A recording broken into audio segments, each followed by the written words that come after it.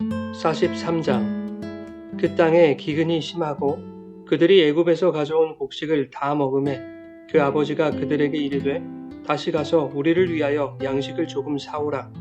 유다가 아버지에게 말하여 이르되 그 사람이 우리에게 엄히 경고하여 이르되 너희 아우가 너희와 함께 오지 아니하면 너희가 내 얼굴을 보지 못하리라 하였으니 아버지께서 우리 아우를 우리와 함께 보내시면 우리가 내려가서 아버지를 위하여 양식을 사려니와 아버지께서 만일 그를 보내지 아니하시면 우리는 내려가지 아니하리니 그 사람이 우리에게 말하기를 너희의 아우가 너희와 함께 오지 아니하면 너희가 내 얼굴을 보지 못하리라 하였음이니이다.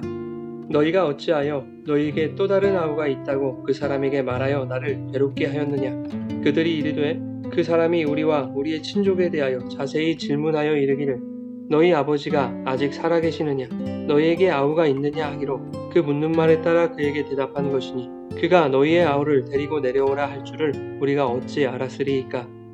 유다가 그의 아버지 이스라엘에게 이르되 저 아이를 나와 함께 보내시면 우리가 곧 가리니 그러면 우리와 아버지와 우리 어린 아이들이 다 살고 죽지 아니하리이다.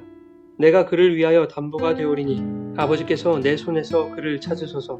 내가 만일 그를 아버지께 데려다가 아버지 앞에 두지 아니하면 내가 영원히 죄를 지리이다. 우리가 지체하지 아니하였더라면 벌써 2번 갔다 왔으리이다. 그들의 아버지 이스라엘이 그들에게 이르되 그러할진대 이렇게 하라. 너희는 이 땅의 아름다운 소산을 그릇에 담아가지고 내려가서 그 사람에게 예물로 드릴지니 곧 유향 조금과 꿀 조금과 향품과 모략과 유향나무 열매와 감복숭아이니라. 너희 손에 갑절의 돈을 가지고 너희 자루 아귀에 도로 넣어져 있던 그 돈을 다시 가지고 가라. 혹 잘못이 있었을까 두렵도다. 내 아우도 데리고 떠나 다시 그 사람에게로 가라. 전능하신 하나님께서 그 사람 앞에서 너희에게 은혜를 베푸사 그 사람으로 너희 다른 형제와 베냐민을 돌려보내게 하시기를 원하노라.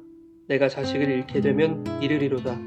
그 형제들이 예물을 마련하고 갑절의 돈을 자기들의 손에 가지고 베냐민을 데리고 애굽에 내려가서 요셉 앞에 서니라. 요셉은 베냐민이 그들과 함께 있음을 보고 자기의 청지기에게 이르되 이 사람들을 집으로 인도해 드리고 짐승을 잡고 준비하라. 이 사람들이 정오에 나와 함께 먹을 것이니라.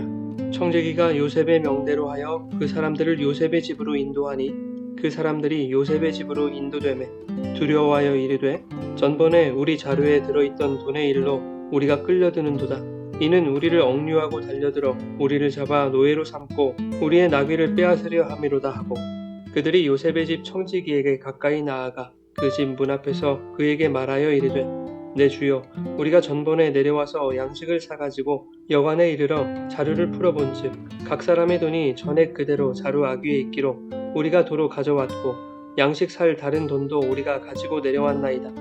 우리의 돈을 우리 자루에 넣은 자는 누구인지 우리가 알지 못하나이다. 그가 이르되 너희는 안심하라. 두려워하지 말라. 너희 하나님 너희 아버지의 하나님이 재물을 너희 자루에 넣어 너희에게 주신 것이니라. 너희 돈은 내가 이미 받았느니라 하고 시므온을 그들에게로 이끌어내고 그들을 요셉의 집으로 인도하고 물을 주어 발을 씻게 하며 그들의 나귀에게 먹이를 주더라. 그들이 거기서 음식을 먹겠다 함을 들었으므로 예물을 정돈하고 요셉이 정오에 오기를 기다리더니 요셉이 집으로 오매 그들이 집으로 들어가서 예물을 그에게 드리고 땅에 엎드려 절하니 요셉이 그들의 안부를 물으며 이르되 너희 아버지 너희가 말하던 그 노인이 안녕하시냐 아직도 생존해 계시느냐. 그들이 대답하되 주의 종 우리 아버지가 평안하고 지금까지 생존하였나이다 하고 머리 숙여 절하더라. 요셉이 눈을 들어 자기 어머니의 아들 자기 동생 베냐민을 보고 이르되 너희가 내게 말하던 너희 작은 동생이 이 아이냐. 그가 또 이르되 소자여 하나님이 내게 은혜 베푸시기를 원하노라. 요셉이 아우를 사랑하는 마음이 복받쳐 급히 울 곳을 찾아 안방으로 들어가서 울고 얼굴을 씻고 나와서 그 정을 억제하고 음식을 차리라 하매 그들이 요셉에게 따로 차리고 그 형제들에게 따로 차리고 그와 함께 먹는 애굽 사람에게도 따로 차리니 애굽 사람은 히브리 사람과 같이 먹으면 부정을 입음이었더라. 그들이 요셉 앞에 앉되 그들의 나이에 따라 앉히게 되니 그들이 서로 이상히 여겼더라. 요셉이 자기 음식을 그들에게 주되 베냐민에게는 다른 사람보다 5배나 주매 그들이 마시며 요셉과 함께 즐거워하였더라. 여러분 좋은 아침입니다. 오늘도 말씀을 통해 하나님이 주시는 영원한 생명과 은혜를 기대하고 소망하는 복된 날이 되시기를 바랍니다. 야곱의 아들들이 애굽에서 돌아온 후에 다시 그 땅에 기근이 심해졌습니다.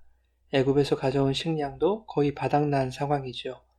야곱은 아들들에게 다시 애굽으로 가서 양식을 사오라고 명합니다. 그러나 베냐민을 데리고 가라는 말은 꺼내지 않습니다. 이때 유다가 아버지 야곱에게 애굽의 총리가 말하기를 너희 아우 즉 베냐민을 데려오지 않으면 너희가 내 얼굴을 보지 못할 것이다 라고 말한 사실을 주지시킵니다. 그러자 야곱은 어찌하여 너희에게 또 다른 아우가 있다고 말하였느냐 라며 아들들을 원망하죠. 이에 아들들은 핑계를 댑니다. 자신들이 먼저 말을 꺼낸 것이 아니라 애굽의 총리가 묻기에 대답한 것뿐이라고 변명을 하죠. 그러나 사실 요셉이 먼저 물어본 것이 아니었습니다. 정탐꾼으로 몰린 자신들의 결백을 주장하기 위해 형제들 스스로가 말한 것이죠. 우리는 한 아버지의 아들들이며 한 아들은 아버지와 함께 있고 한 아들은 없어졌습니다. 라고 자기들 입으로 먼저 말한 것이지 않습니까? 이렇게 아들들이 허위와 과장으로 자신들의 정당성을 챙기려 할 때에 다시 유다가 나서죠. 9절에 유다는 자신이 베냐민을 위하여 담보가 되겠다고 약속합니다. 그리고 8절에는 아버지와 어린 아이들을 생각하는 유다의 이스라엘의 장자적인 면모도 보여주고 있는 것이죠. 유다는 형제들이 거짓을 동원해서까지 자기 정당성을 챙기려 할 때에 그러한 태도로는 그들 앞에 닥친 문제를 해결할 수 없음을 깨달았던 것 같습니다. 그래서 유다는 더 이상 형제들에게 동조하지 아니하고 자신이 모든 책임을 떠안음으로써 형제들 안에 흐르고 있는 악한 기류를 끊어버리고 싶었던 것 같습니다. 그런데 사실 42장 37절에서 이미 첫째 아들 르우벤도 자기가 베냐민을 책임지겠다고 야곱에게 말했었죠. 베냐민을 내 손에 맡기소서 내가 그를 아버지께로 데리고 돌아올 것입니다. 만약 내가 베냐민을 아버지께로 데리고 오지 아니하거든 내 두 아들을 죽이소서. 르우벤은 자기 아들들의 목숨을 담보로 하여 베냐민을 지키겠다고 호언장담한 것입니다. 이렇게 강력하게 어필할 수밖에 없었던 르우벤의 사정 그리고 그의 본심은 무엇이었을까요? 베냐민을 데리고 애굽으로 가 형제 시므온도 찾아오고 양식도 사와서 아버지 집을 구하고 싶은 마음도 분명히 있었을 것입니다. 그러나 그보다 자신의 무너진 장자의 위치를 되찾고 싶었던 것이죠. 장자로서의 아버지의 인정을 받고 싶었던 것입니다. 그래서 자기의 아들들의 목숨을 담보로 내거는 비상식적인 방법을 생각했던 것이죠. 야곱은 이러한 르우벤의 말을 듣지 않습니다. 베냐민이 애굽으로 가는 것을 허락하지 않죠. 자기의 목적을 위해서라면 자기 자식들의 목숨도 담보로 내거는 그런 르우벤이라면 베냐민의 목숨 또한 하찮게 취급할 수도 있을 것이라고 생각했을 것입니다. 그런 르우벤에게 베냐민을 맡길 수 없었던 것이죠. 그러나 오늘 본문에서의 유다는 다르죠. 자기 자신을 담보로 하여 베냐민을 책임지겠다는 것입니다.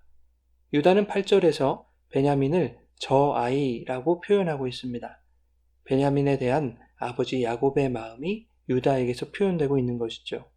야곱은 아버지의 마음을 이해하고 있는 그 유다에게서 장자의 면모를 보았을 것입니다. 그래서 베냐민을 데리고 애굽에 가는 것을 허락하게 되는 것이죠. 그리고 야곱은 14절에 이렇게 축복하며 기도합니다. 전능하신 하나님께서 그 사람 앞에서 너희에게 은혜를 베푸사 그 사람으로 너희 다른 형제와 베냐민을 돌려보내게 하시기를 원하노라. 내가 자식을 잃게 되면 잃으리로다. 여러분, 야곱은 생명처럼 여기던 베냐민을 포기합니다. 그러자 전능하신 하나님이 보이기 시작하는 것이죠. 전능하신 하나님을 바라볼 때 자신이 목숨처럼 여기고 움켜쥐고 있었던 그 베냐민보다도 크신 하나님을 깨닫게 됩니다. 야곱은 모든 은혜와 생명이 그 하나님에게서 난다는 것을 믿고 의지하며 그 하나님께 생명을 구하고 있는 것이죠. 동시에 그 생명이 하나님에게 있는 것이라면 혹 자식을 잃게 되어도 기꺼이 받아들일 수 있는 그 믿음이 야곱 안에 회복되어 가고 있는 것입니다. 마치 독자 이삭을 번제로 바치라던 그 하나님의 말씀에 지체하지 아니하고 모리아로 향했던 그 아브라함의 순종이 야곱에게서 재현되고 있는 듯합니다. 야곱이 베냐민을 포기하는 것은 단순히 궁지에 몰린 야곱에게 다른 선택지가 없었기 때문이 아닙니다.